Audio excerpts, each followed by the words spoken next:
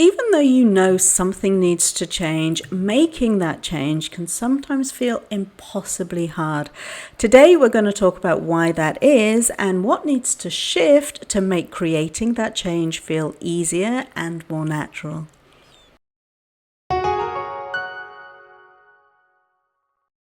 Hi, I'm Janet Mohapi-Banks, and I'm a best-selling author with my book Habits for Happiness, and I'm a transformational happiness coach for high achievers and soul seekers who wake up feeling empty despite their outward success. Using a blend of neuroscience, psychology, spirituality, and manifestation techniques, my proven method helps you to go from burnout and dissatisfaction to living a life that truly feels as good as it looks. All right, let's get into it then. Change is hard, right? Nobody can dispute that. But it's not because you're lazy or broken or unmotivated, but because your brain is wired to keep you safe. And to your brain, familiarity equals safety, even if the familiar is making you miserable. That's basic neuroscience. It's just how your survival system is designed. So when you try to make a change, especially a life-altering one, your subconscious throws up red flags. It whispers things like, what if this doesn't work? What if people think badly of me? Who even am I if I'm not that job title, that relationship, or that identity? When I burned out of my previous business and I had to close it whilst it was still doing so well, this really hit me hard. I mean, who was I if I wasn't the award-winning entrepreneur? Who was I if my work wasn't being featured in all the luxury magazines anymore, right? It was really confronting. But what I've learned is that there's a reason for that, We build our identities around who we were taught or expected to be. That's like the achiever, the fixer, the strong one, the responsible one, the entrepreneur, the one who doesn't fail, right? So it makes total sense that when we no longer fit into that identity, our ego panics. That's why change, even change for the better, can trigger your sympathetic nervous system and send you into fight, flight, or freeze.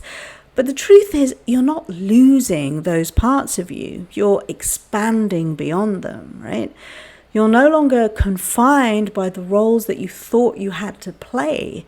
You're making space for who you really are instead. Because your soul is always calling you back to your authentic self. That's where your power is, and that's where manifestation really starts to flow. But between that calling and the freedom it leads to, there's often fear, uncertainty, and discomfort. That's the gap, and most people turn back before they cross it. But here's what I want you to know. You can make that expansion easier by expanding into it mentally, emotionally, and energetically before anything in your physical world has to change. You can practice making your expanded state feel safe by using your imagination, because your brain doesn't know the difference between something imagined and something experienced, right?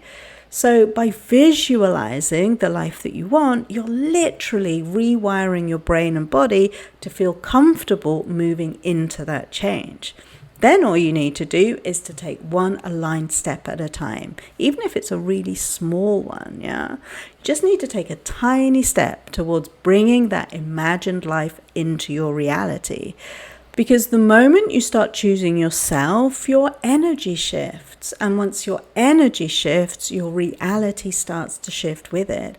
So be gentle with yourself if this process feels hard. It's not a sign that you're failing. It's a sign that you're growing and you're expanding. If this message resonates with you, I invite you to join my free 14-day mini course called Rewire Your Brain for Happiness. It lives in my school community, and it's designed to give you the practical tools to start shifting those subconscious beliefs that are keeping you stuck. I'll drop the link in the description. You really don't have to figure it all out alone, and you're really not meant to. Humans are wired for connection and growth within community. It's fundamental to who we are as a species. Now, if you haven't seen it yet, I recommend that you watch my video called Change Your Life with this mindset shift. It lays the foundation for everything we've just spoken about today. I look forward to seeing you in my school community, and if I don't, well, just know that you've got this, and I'll see you next time. Bye.